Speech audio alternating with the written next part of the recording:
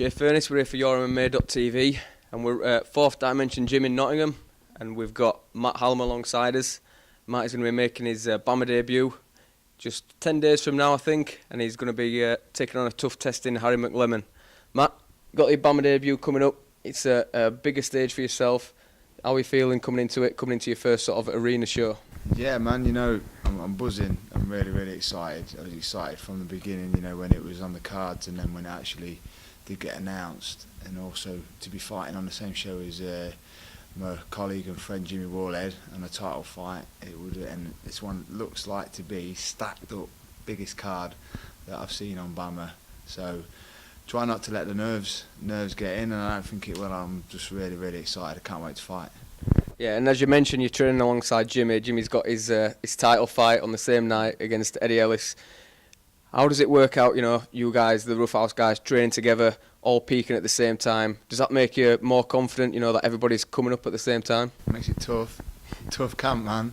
Everyone's like getting really fit. You know, you've even got Andre Winner in there. He's 2 weeks after he's gonna be fighting as well. So, and there's a couple of like the amateur lads as well. They're all everyone's just pushing each other because they've got to be fit to fight and fit in camp. You don't want to get beaten in camp. You know what I mean? Keep your hands up. Yeah, and does it give you more confidence? Obviously, you're training with the top level guys, Jimmy, Andre, all those guys. Give you more confidence coming into a fight, you know, such as this, when you know you're on the mats with guys like that every day? Yeah, definitely, you know, because they're the best in the country. So to be sparring with them and, well, you know, like to say holding your own and developing and actually helping each other progress, then yeah, definitely. I don't think there's many more competitors out there that will be able to stand and train in the same camp as them. Definitely not. So yeah, I feel pretty confident about that. Obviously, with the high level experience they've got, you know, and they've done the arena shows before, does it take a little bit the edge of it off yourself? You know, obviously moving up in the size of the venue, the size of the crowd, you know, knowing that these guys have been through it and they're going to be with you like every step, it take the edge off it a little bit? Yeah, because I think it helps me, yeah, like as in that manner, because basically, if Jimmy and Dre, if we use them as examples, you know, because they're the top end guys here, if they say that I'm ready, then I'll acknowledge that. The guys, they're not saying it because they just can't say it. They're saying it because you are ready. They won't put you won't be going in there if you wasn't ready. So I'm happy with that. It makes me settled. Onto your own fight, you've got Harry McLeman, Yeah. tough guys. You know, he's fought on BAMMA a couple of times now. You know, he's finished a few of his fights. I think he's 4-2 at the moment. You're 3-1 yourself. You know, you're coming off a stoppage win. You know, finished all your fights by stoppage. Are you pretty confident that you can get the job done over McLeman? Yeah, definitely. You know, well, I won't be going in there if I'm confident. Definitely not. You know, I think I can finish guys. I think I have no problem finishing most people. Just look at the mistakes. Try to elaborate and get mistakes made from on his side. Really, you know. Yeah, there's no doubt about it. Tough lad. You know, respect to him. He takes fights. He's not don't duck any fights. Just got to ask him. Keep it going. Take it if you want, man. Nah, It's good for. Oh, it's my brother. It's his birthday, but. No, What's more important? What, brother's birthday? A camera? Yeah, exactly. No, exactly. Yeah. I can't say that. Do you want He'll be like, what was you doing when... Hey, look, bro, this is when I was out. Yeah, wish him happy birthday, we'll stick it on. Happy birthday, bro. I'll ring you back. Yeah, so, you know, as you were saying, McLeman is a tough guy. He don't duck any fights. But Scott ask him, that was it. Yeah, I was saying, I mean, tough kid, you know, like if you look at people's records, which you shouldn't really, you know, you should take every fight as an individual fight, but for someone, you know, really, I would like to set up a couple more fights before I fought someone that was 10-0, you know, just to get in there, get my experience. But man, you know, he takes his fights, so we'll see if it's a downfall or you know, it's a win, whatever, you know. But for me, I got no issues on fighting anyone in that cage. It's no problem for me. yeah, I mean, obviously with these guys, day in, day out, you know, the top level guys in the country, you know, anybody you can face at on a domestic level is surely you're going to be prepared for anything they bring, I guess, when you're sparring with guys like this day in day out. Yeah, definitely. I'm not going to face anybody more dangerous than what's in that gym there. No way, no way. You know, I've got like the best grapplers, the best jits guys in the country, like training with me, and then the stand-up guys are great. You know, and I'm one of the best stand-up guys in the country. Yeah, and coming on to that, I mean, you've finished all 3 of your wins by strikes, fairly convincingly as well. You know, is that something? I mean, you had it was a good back and forth fight with Bahati, and your only loss to date.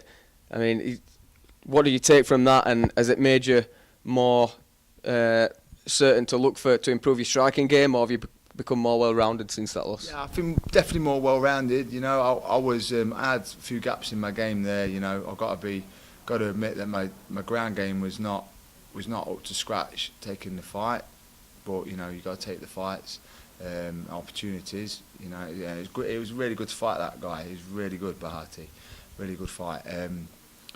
But you know, now I'm a totally different fighter. I've got a good ground game, jits. My wrestling is really good. You know, takedown D.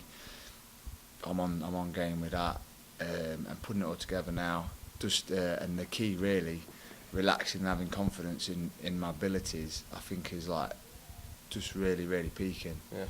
So it's going to be really interesting to see it all come together on in the showtime. You know, he's had a couple of good wins himself. You know, to beat guys like Sam Mensah.